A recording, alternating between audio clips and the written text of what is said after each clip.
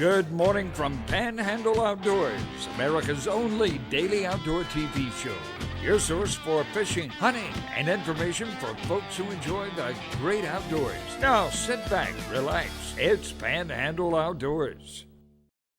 Good morning, folks. Welcome to Panhandle Outdoors. I'm Winston Chester. I want to welcome you on this Monday morning on September the 17th. It's hard to believe September's over halfway over. Hope you're having a good month so far. It's going to start this latter part of September. There's always some excellent fishing. So as far as storms and all, you know, we have our share. Keep our eyes to the skies. And, you know, all the big bad shipwrecks in years, and back in the Spanish galleon days, all those happen most of the times in September. We're caught them by surprise and all. So, you know, don't be caught by surprise. We have a lot better technology now than they had back in those days. So stay up with it, okay? High today 88, low 77. And water temperature is about 87 degrees. Not a bad situation there. Our Monday moon phase, checking it out. This weekend will be the full moon, so we're waxing it up, and we're going to be, this week will be some good fishing latter part of the week if everything works out okay. Our tide chart brought to us by Kent Forest Lawn. Good folks down there. And we're looking at our high tide today, like I say, 17th. We're in good tides all week long. Really good tides, but we've got a high tide at 2:48 this morning. It's going to be falling tide all morning long until about 2:24 this afternoon, okay? Be aware of that and check it out. Let's go ahead and take our first break, and we'll be right back.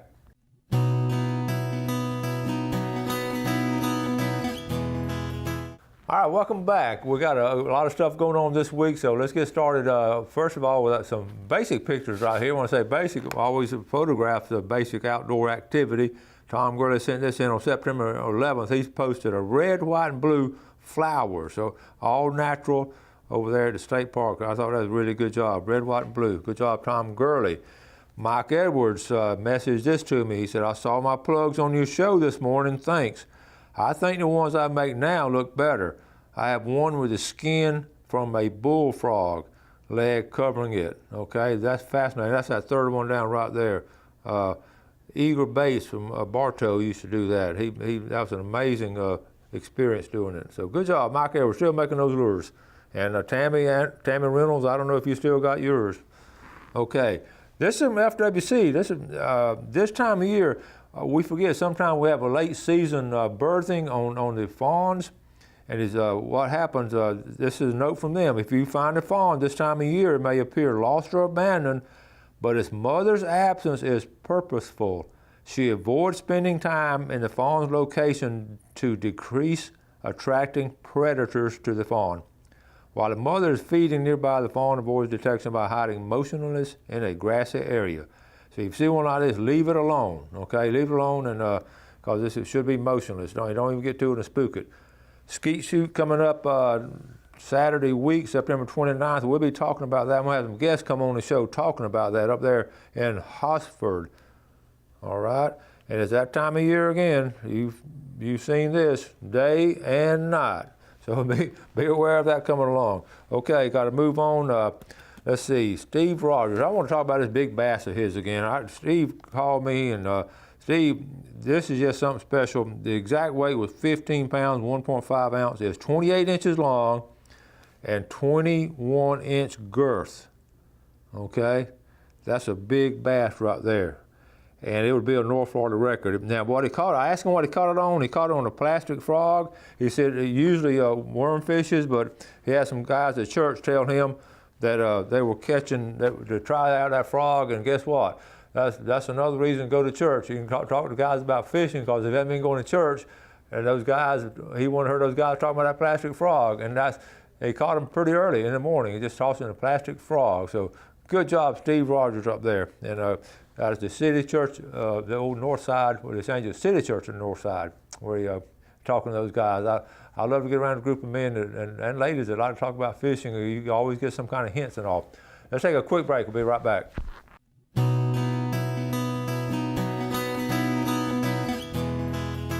Okay, welcome back. I got a little video coming up. Remember last week I was telling you I was going out looking for the rattlesnakes and all. So I took my camera with me, a little shaky at times, but I wanted to, like I say, find a rattlesnake. And like I say, you can't find them when you're looking for them. When I mentioned on the show, I had several people call me and say, I got some big ones up here. So I've got a lot of opportunity to go look for some more. But anyway, let's go ahead. We're going to look at this video, and then we're going to come back and talk about more of what rattlesnakes can and cannot do. So Jeff, let's go ahead and look at this. All right, just getting up here to the woods, checking things out. I'm really looking for a rattlesnake, and getting ready to get my ground blind set up and just all kind of things. I just love getting up here in the woods. We've talked about it before, and I feel just as strong about it today as I did my first day in the woods. I love it up here. Usually when you're looking for snakes, you don't see them, and usually you see them when you're not looking for them. All right, this is my original stand I put in about 25 years ago. A couple of buddies helped me build it, Coy Jordan and Tim Jennings, and it was a good one, about 10 years, and I just hadn't used it much. What happened is it's grown up. I didn't keep it cleared, and then my ladder, check this out. I'd always climb in the back. I tore the ladder. If I redo it, I think it's still usable. What do y'all think? With a ladder and steps. So that's going to be one of my projects. One of my projects. Goodness gracious. But that's been a fine stand. It's well built. Most of that stuff came out of dumpster. But you see the work I got to do on it. And then I got to clear the shooting area. I had a feeder way down there, but that was my original stand. And it still is. All right, this next stand is Coach Perry Brown's stand.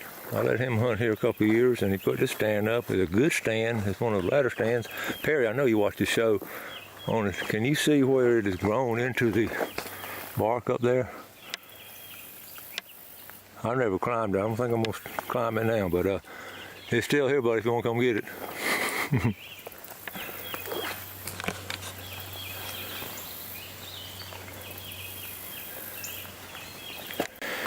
Okay, here's the area I want to put another stand. I had my ground blind here last year. This is close to the rut line.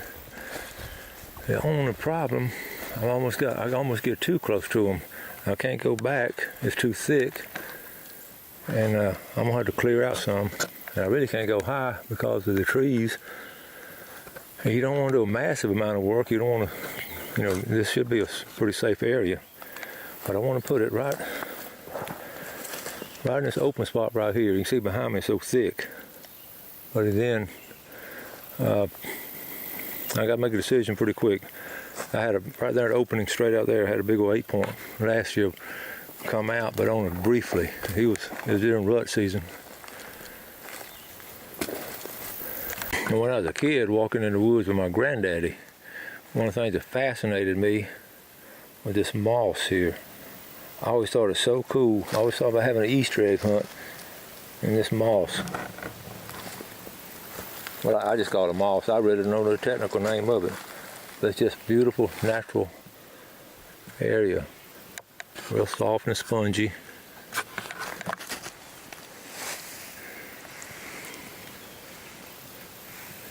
It's like a sponge. It's like going to St. Joe Bay and looking for scallops. Yeah, no scallops in there.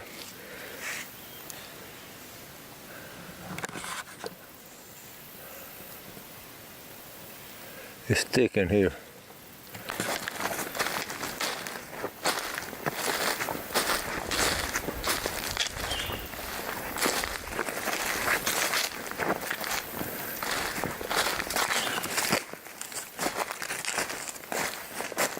Man.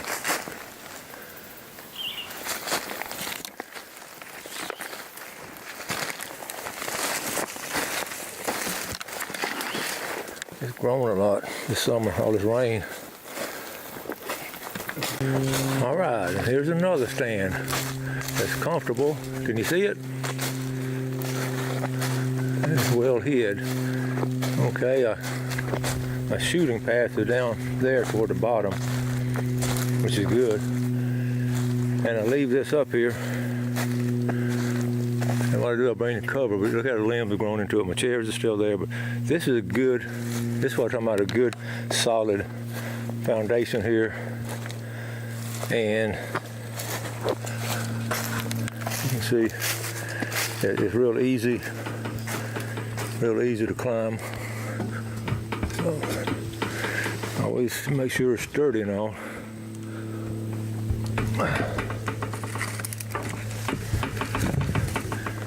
Okay, so I gotta put a top on it, put a side on it. First of all, I gotta cut all these limbs out of it. Goodness gracious. Look how things have grown up in the shooting path. You're always looking for things when you're walking through the woods, something unusual and all. Like walking up to this tree, and I see this stuff down here. I'm saying, well, maybe I ate there or somebody threw up, because that's what it looks like. You get closer, reach down and touch it, and what that is, oh man, it smells just like a pine tree, which tells me it's coming from this pine tree. And sure enough, go up the tree and look up there. That junction right there, see all that stuff around it? What happened? That's a wound or damage this tree had when it was young, and it's sort of like bleeding. That rosin, a sap comes out and drips all the way down. And then the old timers used this for naval stores and building old boats and all kind of paint, all kind of stuff. They'd run around where the trees were bigger. Okay, another one I got here is sort of a homemade one. Haven't used it in years, don't plan to use it anymore. Although the ladder is metal and you got a good frame, it's got a good foundation, it's usable. I want some better steps, but I had a great idea. I could look down that path and look at here. Now this is all grown up. This is a great little shooting lane I had. Man, it's hot. Let's see. Let's go on down this lane. I'm getting close to where I saw the big rattlesnake one time.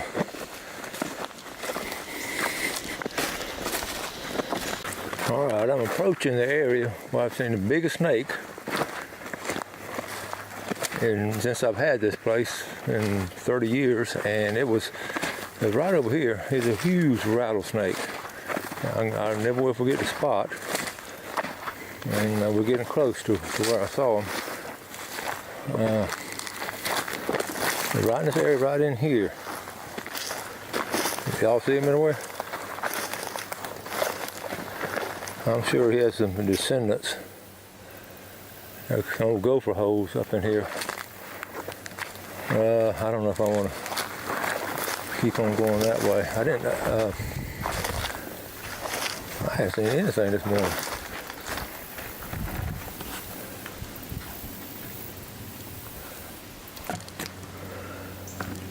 My pole's still here. I had my feet are right here. And hey, listen, I've got some extra poles. Let's have them for $20. $20 a piece. I won't include the cable and crank right there, but those poles, that's what the brackets there. That's what they're built for. Just touch base with me, and they're ideal. All right, the old pine tree fell a couple years ago, and I'm gonna get my some lighter from it. Probably next year, going to the inside part to be what we call lighter. And you see, that's still remaining. That's that rosin I just showed you earlier.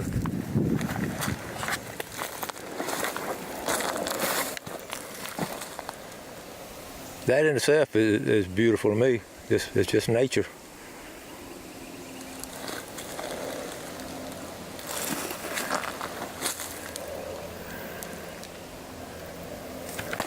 And here's my last stand. As you can see, it's in the middle of remodeling. It's a good stand. In the last season, I sort of tore down the top, and I'm going to redo it. But again, it's a sturdy ladder going up there. I may keep it, but like I was saying on the show, I like those steps. I just got to put the frame on. It's got some good views down that alley here, back to my right. Well built.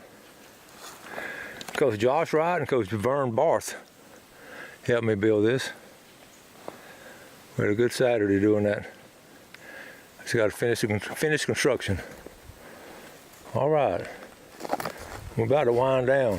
I can't see a snake anywhere. Okay, I'm standing on my property line. This road is the other property, so I'm on my property line. And I think I told you how my friendly, considerate neighbors put several stands up right next to my property, and they can open those windows and they can look down. You know, right. I encourage you not to put property boundary tree homes. It's just not ethical and not considerate. Because at one time when they put it up, I had a stand right here looking down my road. So if somebody's already there, don't put it close to them. All right, I'm gonna get serious about finding a snake. I'm really going out here in their territory.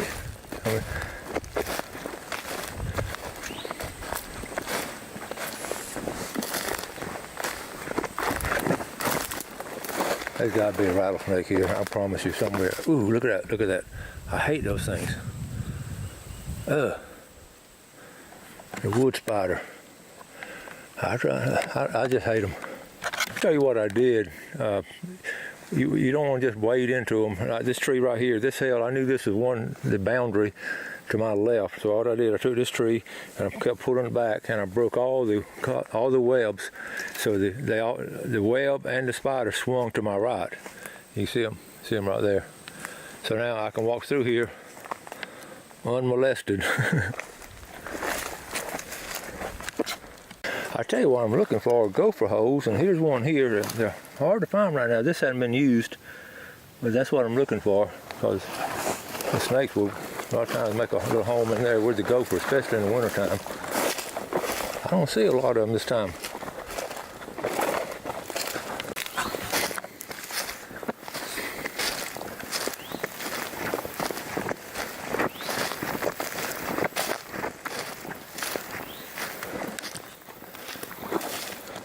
All right, that's anything. I'm back to my original campsite. I never made a camp here. You can see I had the woods, that old well, that old pump well. Let me see. Look here, the old, there it is, the old pump well here. I doubt it still works. Had a lot of lumber. I was gonna make me a little camp house. I changed location, so this is just wasted. Now I tell you what, it could be, you know what, there could be some snakes underneath these boards. Let's take a look. That's my daddy's old boat. There was a pond up here. That's a little spooky there. Look at all the ants. I don't want them on me. Let me turn this boat back over. Ah, look at here.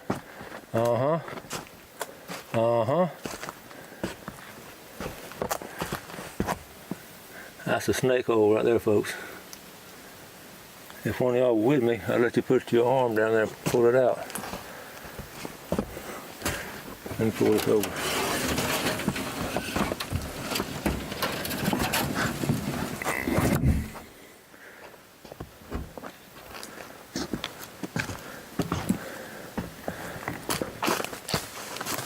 All right.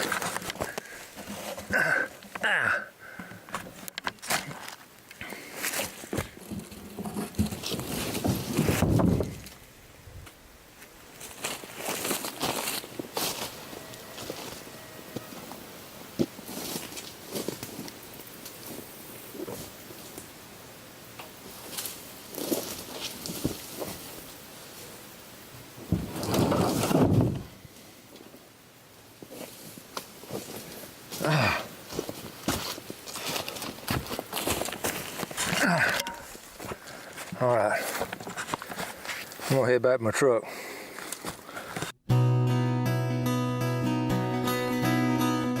Okay, welcome back. Hope you enjoyed that. You can see I got a lot of work to do on my tree stands, and a lot of work to do. The thing about having a place, a lease or whatever, is constantly work to do on feeders, tree stands, planting, clearing.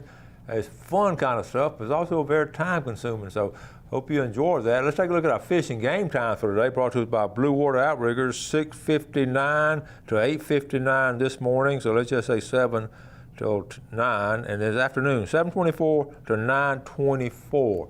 Now, we did look up, I was telling you, we're going to talk about how a big rattlesnake can do. I had 2 pieces of research on Google that talked about a strike and cover distance about 1/3 and 1/2 the snake's length. So, but I found this one by North Carolina State did this study. How far can a rattlesnake strike? And they're saying, it says a rattlesnake can strike about half of its length, which is what the other people are saying. So if it's a 6-foot rattlesnake, he can strike out about 3 foot. Okay, so that's a pretty good little, that's a pretty good little distance right there. So as a rule of thumb, you probably want to stay 4 to 5 foot away just in case. But again, I mentioned this: the more angry they are, the more venom you're going to get, and the more they can even. This study here said they can go 2/3 of their body length if they're really angry and really sort of pumped up and all. I guess they get their own amount of adrenaline and all. So just be aware of that. And this picture here, of course, a big one. This is a northern Pacific, but we've got our own plenty of timber rattlers and all kind of rattlers down here in the south. Okay, we got all kinds of things coming up this week, but like I say, if you are doing some fall hiking, which some of y'all are planning on doing, do wear your snake boots and snake bite proof boots, and make sure you sort of walking in a wide path and all. I wasn't really smart doing some of the things I was doing, but I was intentionally looking for a snake. But you don't normally do that. And sometimes I don't do things that are normal. So if you're out, make sure you're doing that. And the same way on the water, watch out for those water moccasins. One fear we always have is one dropping in the boat from those overhanging limbs and all. So that's happened to people before. I'm going to wrap it up today. We've got a big show tomorrow. I got some special guests coming in this week. So make sure today that you do something good for your fellow man. You have a great day and enjoy the Florida Panhandle outdoors. And like I say, you enjoy your work and all around the people you work with. God bless. Thanks for watching America's only daily outdoor TV show, Panhandle Outdoors with Winston Chester, featuring hunting, fishing, and other activities and information to help you enjoy the great outdoors. Join us next time for Panhandle Outdoors.